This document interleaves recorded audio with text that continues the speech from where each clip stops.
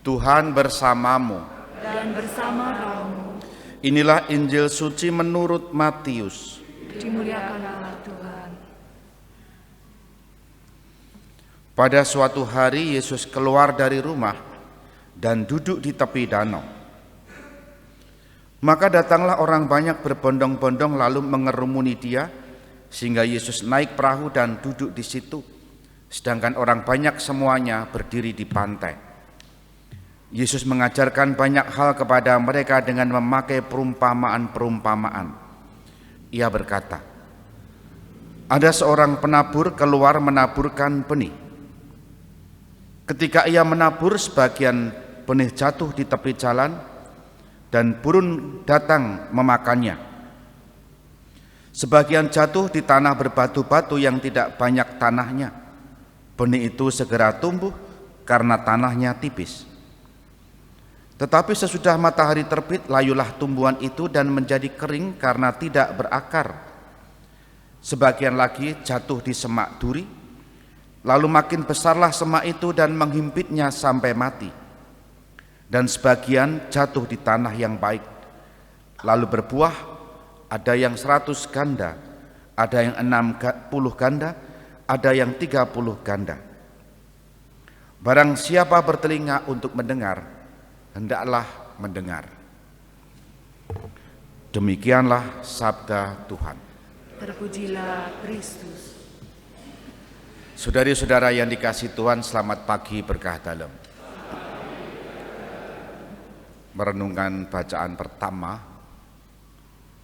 kitab Nabi Yeremia ini, saya teringat pada waktu saya kecil, sekitar kelas 4-5 SD. Saya kan pengen jadi romo sejak sekitar kelas itu ya, SD. Kalau ikut misa, saya membayangkan romo di mimbar itu ada rasa ciut, rasa kecil. So yen aku dadi romo apa ya, dedegku iso, dedeg itu apa ya, tinggi badanku itu apa ora kelelep altar ya. Nanti dicek saja nanti kelelep altar atau tidak akhirnya ya. Itu satu kisah. Ada teman saya yang imam, waktu kecil juga sama punya pengalaman. Apakah saya kalau menjadi imam bisa berkhotbah ya? Dan masih banyak pengalaman teman-teman yang lain. Dan juga bahkan ada juga anak-anak muda, anak-anak kecil, kalau ditanya pengen jadi romo mau enggak mau. Kenapa? Enggak bisa khotbah ya. Dulu saya juga berpikir begitu, enggak bisa khotbah. Kisah ini mau mengatakan kepada saya sekurang-kurangnya, sekaligus meyakinkan saya, Allah itu selalu berinisiatif, selalu aktif, dan manusialah yang nanti menanggapi, diam, membiarkan, atau menanggapi. Dan Yeremia hari ini juga untuk kita semua diwartakan panggilan Yeremia seperti itu. Yeremia merasa tidak mampu, merasa tidak pantas, dan Tuhan toh memanggil. Maka tadi rumusnya begini.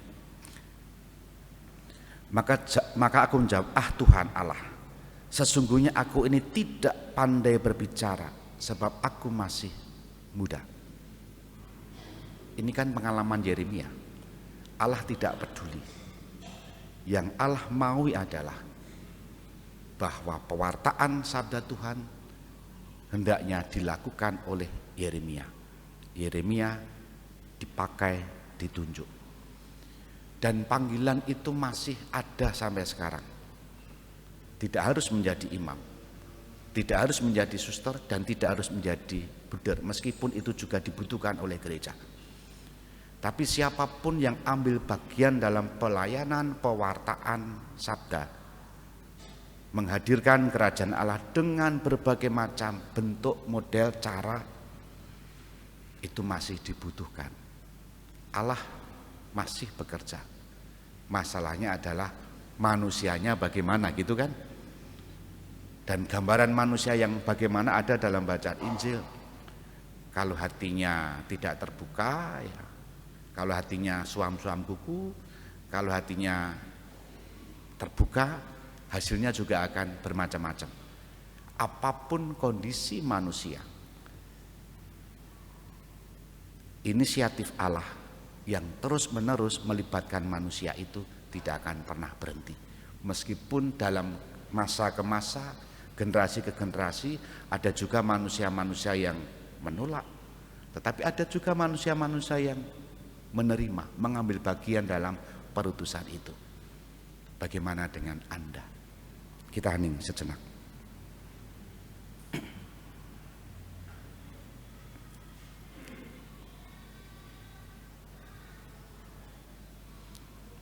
Dimuliakanlah Yesus yang dulu hidup, sekarang dan selama-lamanya. Amin.